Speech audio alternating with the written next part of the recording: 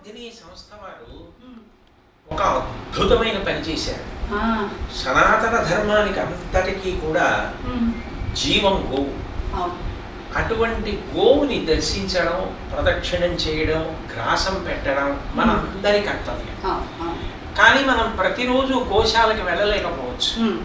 గోవుకి ప్రదక్షిణం చేయడం, గ్రాసం పెట్టడం సాధ్యం కాకపోవచ్చు.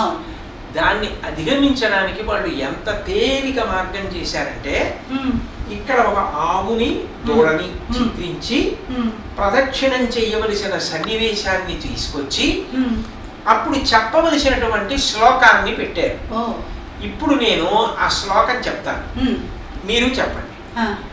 ఆ శ్లోకం చెప్పిన తర్వాత మనం నిజంగా ఆవుకి దూడకి ప్రదక్షిణం చేస్తున్నాం అన్న భావనతో నువ్వు, నేను, మనవడు, మనవరాలు నలుగురం కలిపి ప్రదక్షిణం చేద్దాం. ఇప్పుడు నేను శ్లోకం చెప్తాను, మీరు చెప్పండి. ఆ శ్లోకం నేను సొంతంగా చెప్పడం కాదు, ఇక్కడే ఉంది. ఆ శ్లోకం చెప్పి ప్రదక్షిణం చేస్తాం. ఇప్పుడు నేను చెప్తాను, చెప్పండి. మాతరః సర్వభూతానాం గావః సర్వసుఖప్రదా వృద్ధి ఆకాంక్షతా నిత్యం గావః కార్యాః ప్రదక్షిణాః. శ్లోకమంతా చదివితే మాతరః సర్వభూతానాం గావః సర్వసుఖప్రదా వృద్ధిమాకాంక్షతా నిత్యం గావః కార్యాః ప్రదక్షిణాః. ఇప్పుడు ఈ ఆవుని దోణ్ణి ఇక్కడ పెట్టుకుని అమ్మవారు భావన మాత్ర సంతుష్టాయి నమః భావన చేత అనుగ్రహిస్తుంది. ఆవు దూడ అక్కడ ఉన్నాయనుకుని ఇప్పుడు మనం చక్కగా ఒక ప్రదక్షిణం చేద్దాం. రండి, ప్రదక్షిణం చేద్దాం.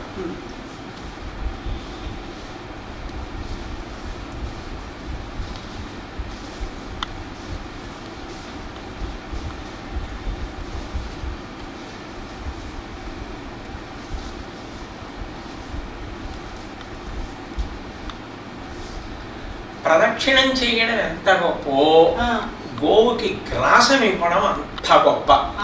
గోగ్రాసం ఇవ్వడం ఎంత గొప్పో కూడా ఈ క్యాలెండర్లోనే ఈ పేజీలో చూపించారు.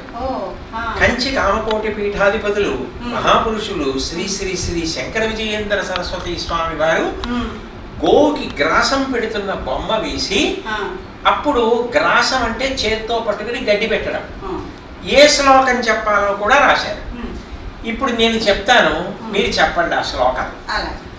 గావు మే మాతరః సర్వాః పితరశ్చైవ గోవృషాః గ్రాసముష్టిం మయా దత్తం ప్రతిగృహ్ణీత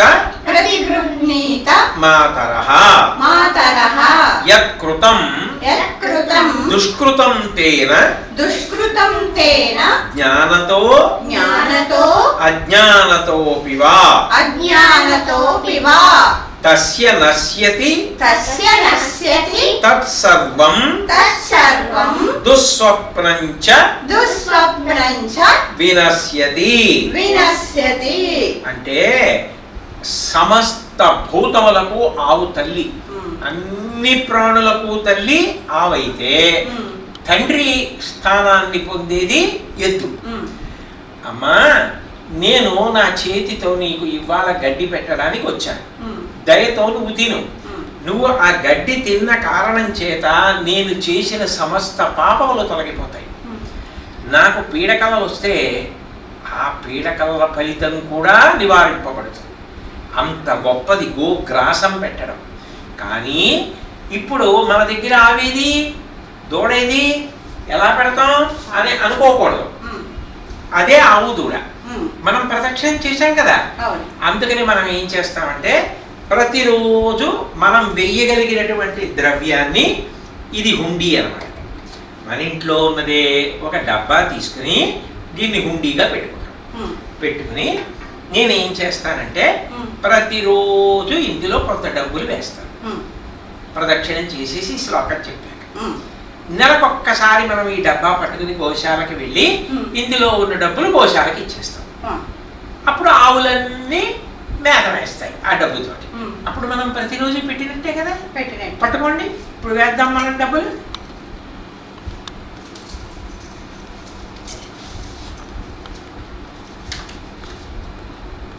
అంతే, బాగుంది కదూ.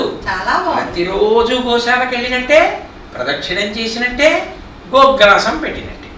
తద్వారా మన కుటుంబాన్ని, మన దేశాన్ని, మన ధర్మానికి సంబంధించిన మూలాన్ని మనం కాపాడుకుంటున్న వాళ్ళం అయ్యామా లేదా? రోజు చేద్దామా? రోజు చేద్దాం. ఇక్కడ పెట్టాం. జై గోమాతకి.